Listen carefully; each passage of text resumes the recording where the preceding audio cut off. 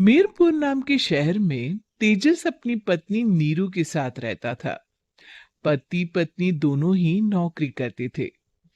एक दिन तेजस गांव अपनी माँ के पास फोन करता है। हेलो। प्रणाम माँ। जीते रहो। माँ, तुम दादी बनने वाली हो। हैं? अरे वाह, ठीक है बेटा, मैं कल ही आती हूँ। जब माँ जी शहर पहुंची तो बेटे बहू ने बहुत अच्छे से स्वागत किया। लीजिए माँ जी, चाय।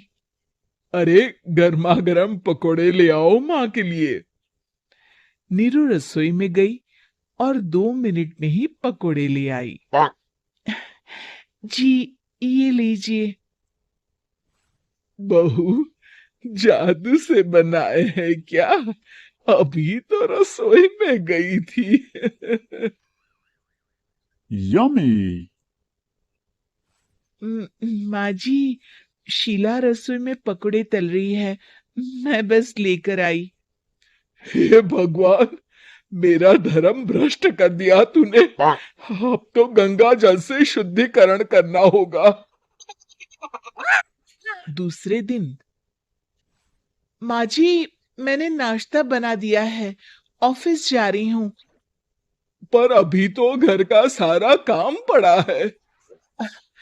शीला आती ही होगी, झाड़ू पोछा बर्तन कपड़े वो सब कर लेगी। हमारे जमाने में घर का सारा काम हम ही करते थे। जी माँ जी, आप बहुत होशियार हैं। मैं घर ऑफिस दोनों नहीं संभाल पाती। तो जरूरत क्या है घर से बाहर जाकर चाकरी करने की? वैसे भी घर का काम खुद करने से घर में बरकत आती है, समझी? पर माँ जी, पर वर कुछ नहीं। इस महीने की पगार मिले फिर ऑफिस बंद। हाँ। रात को नीरू तेजस से कहती है, सुनिए जी, माँ जी बोल रही थी कि मैं नौकरी छोड़ दूं। वैसे ठीक ही तो है, अभी तुम्हें आराम की जरूरत है। फिर भी आराम कहाँ, शीला को छुड़ाने के लिए बोल रही थी। अह, तो अब 24 घंटे में इतना काम तो कर ही सकती हो। पर जॉब पसंद है मुझे, घर पर मन नहीं लगेगा। अगले दिन जब दोनों ऑफिस के लिए निकल रहे थे, मेरी तो कोई कीमत ही नहीं है इस घर में। माँ जी, आजकल महंगाई बहुत है, रहन सहन भी बदल गया है। दोनों नौकरी करते हैं तभी ठीक रहता है। अच्छा, तू कहना क्या चाहती है? मेरा बेटा तुझे बिठा के खिला नहीं सकता? तू ही इस घर का खर्च चला रही है, हैं? नहीं माँ जी, मेरा वो मतलब नहीं था। मतलब खूब समझती हूँ। ये बाल धूप में सफेद नहीं किए मैंने। हाँ। अब तो ये रोज का काम हो गया था। तेजस भी रोज की झिकझिक से परेशान हो गया था। एक दिन उसने कहा, नीरू, वैसे भी तुम्हें मैटरनिटी लीव मिलने वाली है, तो अभी से ही छुट्टी ले लो। पर क्या? मेरी सैलरी अच्छी खासी है। आखिर नीरू ने रिजाइन कर दिया। जब बच्चा हुआ तो घर में सब बहुत खुश हुए। कुछ दिनों बाद तेजस फाइल देख रहा था। क्या हुआ तेजस, कुछ परेशान लग रहे हो?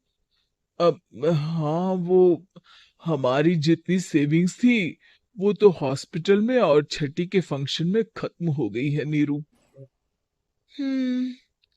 और अभी वैसे मंदी चल रही है तो मैं बोल रही थी कल मुन्ना को हेपेटाइटिस का टीका लगवाना है। नीरू, क्या पोस्टपोन नहीं कर सकते? नहीं जी, बिल्कुल नहीं। अब तेजस को समझ में आ रहा था कि उससे गलती हुई है। पैसों की कमी का असर घर के माहौल पर भी पड़ रहा था। अगले दिन, बेटा, मेरा चश्मा और ये दवाइयां ले आना, पर्चा देते हुए माँ जी ने कहा। जी। तेजस, मुन्ना के लिए दूध का डिब्बा और डायपर भी ले आना, और ये किराने के सामान की लिस्ट है, इसे भी लाना है। तेजस गुस्से में लिस्ट मरोड़कर फेंकता है और चिल्लाता है, पैसे क्या पेड़ पर उगते हैं? ये ले आना, वो ले आना। अरे, पर ये जरूरत का सामान ही है।